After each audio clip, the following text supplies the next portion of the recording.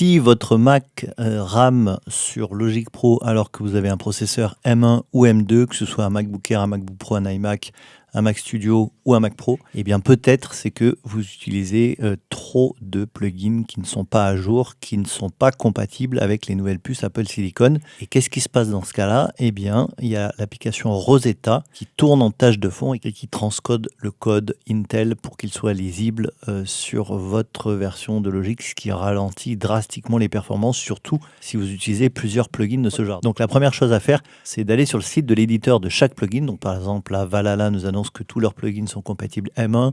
Ici, chez Spitfire, on a la liste de ce qui est compatible et ce qui ne l'est pas encore. Chez FabFilter, ils nous annoncent que tout est compatible. Chez Native Instruments, on a quelques vieux synthés comme Absinthe qui ne sont pas compatibles et qui ne seront jamais compatibles. Donc ça veut dire que vous pourrez faire tourner Absinthe, mais avec Rosetta. Donc ça va ralentir vos sessions. Donc ça, c'est bien de le savoir. Peut-être que dans ce cas-là, ça vaudra le coup de friser les pistes Absinthe, voire même de les bouncer en audio si vous travaillez encore sur des sessions avec cet instrument virtuel, puisqu'il a été abandonné par Native Instruments. Chez Pulsar, ça a été également compatible depuis un petit moment maintenant.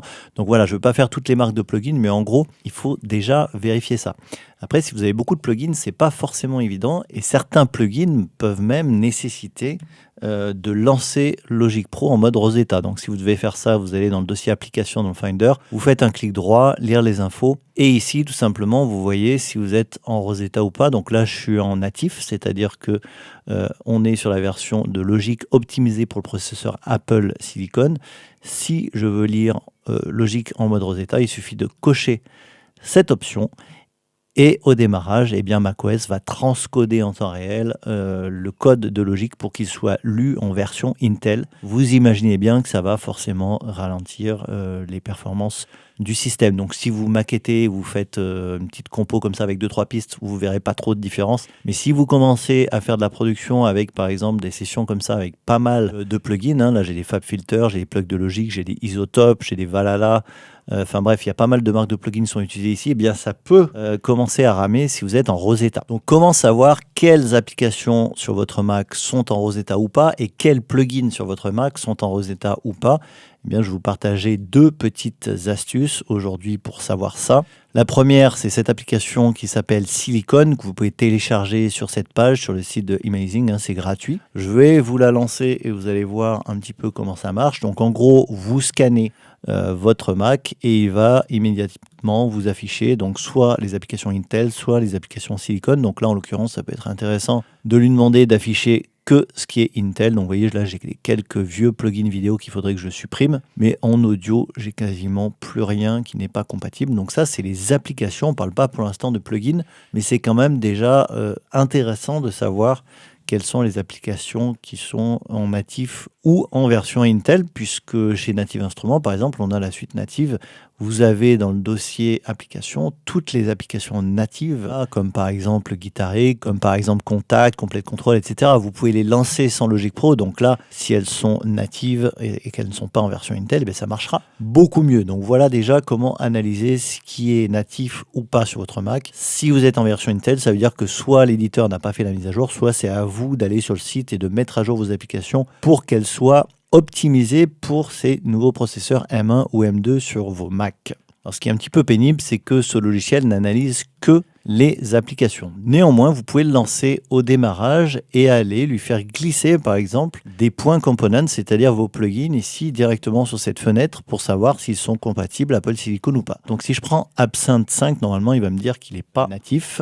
Et voilà, il me le dit, Not Apple Silicon Support. Donc, ça confirme bien que ce plugin n'est pas du tout natif et ne marchera pas sans Rosetta. Donc je rappelle que les plugins sont dans Macintosh HD Bibliothèque Audio Plugin Components, c'est ici que vous allez les trouver. Et ce qui est un peu pénible, c'est que cette application ne va pas être capable de vous les analyser par lot. Vous allez devoir les faire glisser comme ça un à un. Quand vous avez beaucoup de plugins, je vais quand même pas m'amuser à faire ça. Vous imaginez bien qu'on a autre chose à faire que ça. Donc il y a une autre application qui permet de faire ça pour les plugins. Elle est disponible sur l'App Store, donc elle coûte à peu près 3 €. Ça s'appelle Plugin Info. Donc là, je vais l'ouvrir.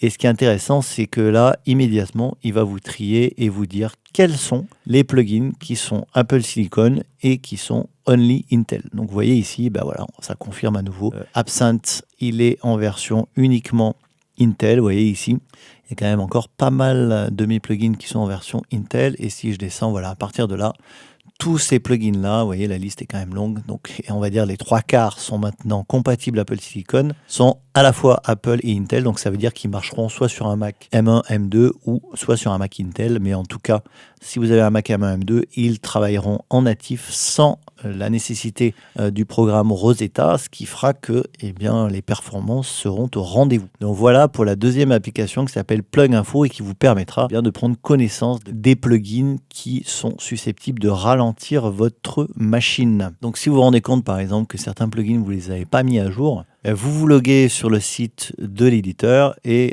pour le cas de Valhalla par exemple ici plugin, voilà, je vais aller pouvoir télécharger toutes les mises à jour des plugins.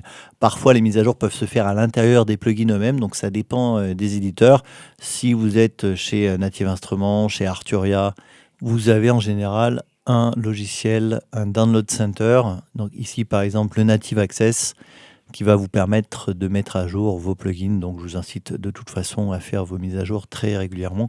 Mais voilà, ce qui ralentit en général les Mac M1 ou M2 sur Logic Pro, c'est le fait que vous utilisez des plugins qui nécessitent Rosetta. Et ça, en plus, vous ne le voyez pas. C'est-à-dire que Logic Pro peut très bien être en natif.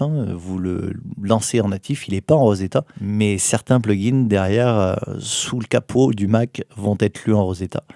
Donc c'est bien ce qui va ralentir votre Mac de façon assez drastique, surtout si vous en utilisez beaucoup. Et si vous avez des questions, n'hésitez pas à les poser sous la vidéo, sur le blog, dans les commentaires. Si vous regardez cette vidéo sur YouTube, eh bien, n'hésitez pas à cliquer sur les liens sous la vidéo qui vous emmèneront directement vers l'espace de commentaires, tout simplement. Si vous êtes intéressé par mes formations logiques, que ce soit la formation gratuite en ligne ou par mes formations professionnelles qui ont lieu à Grenoble. Si vous êtes intermittent du spectacle, par exemple, ces formations peuvent être 100% financées. Donc, n'hésitez pas à cliquer également sur les liens présents sous la vidéo. Voilà, merci d'être allé au bout de cette vidéo. J'espère vous avoir aidé en tout cas. Moi, je vous dis à la prochaine pour de nouvelles astuces sur Logic.